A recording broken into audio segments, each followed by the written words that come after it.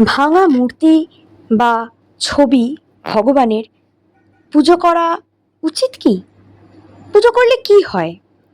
চলুন আজকে এই বিষয়ে একটু বিস্তারিত আলোচনা করি।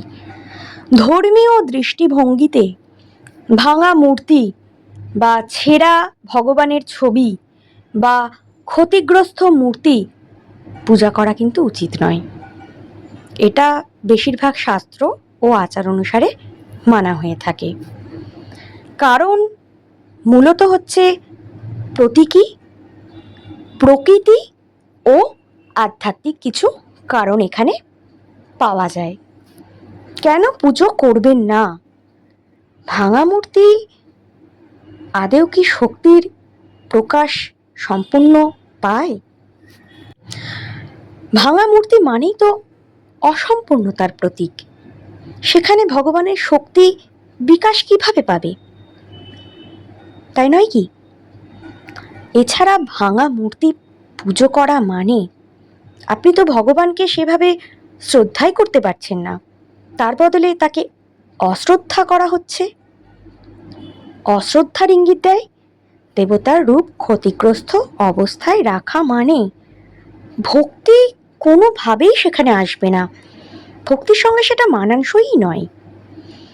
অনেকে আবার মনে করেন যে এতে ঘরে অশান্তি বা নেগেটিভ এনার্জি বাড়তে পারে। শুধু মনে কেন করেন, সত্যি কিন্তু হয়। একটা ছেঁড়া ছবি বা ভেঙে যাওয়া মূর্তি আপনি মন থেকেই পুজো করতে পারবেন না। আপনার তখন মনটাই খুঁতখুত করবে, তখন তো ঘরে অশান্তি লাগবেই।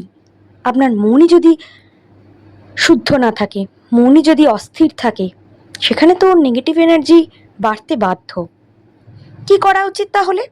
ভাঙা মূর্তি, ছবি সসম্মানে ঘর থেকে সরিয়ে ফেলা উচিত। সেটা নদী বা কোনো পুকুরের জলে বা কোনো গাছতলায় বিসর্জন দিন, স্থানীয় নিয়ম মেনে।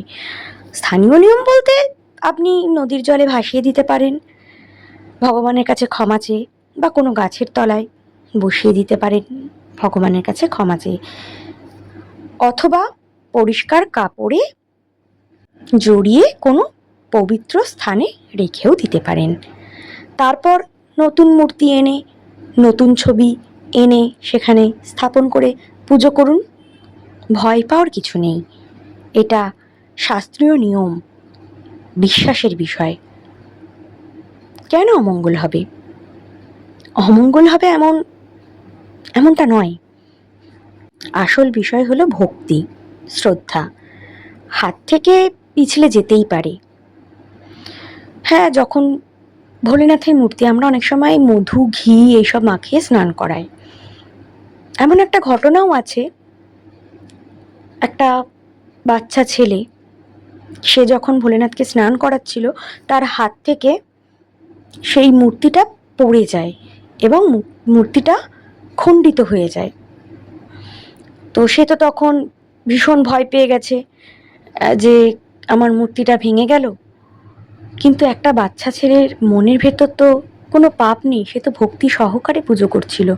হাতটা পিছলে যাওয়ায় ভোলেনাথ পড়ে গেছে, খণ্ডিত হয়ে গেছে।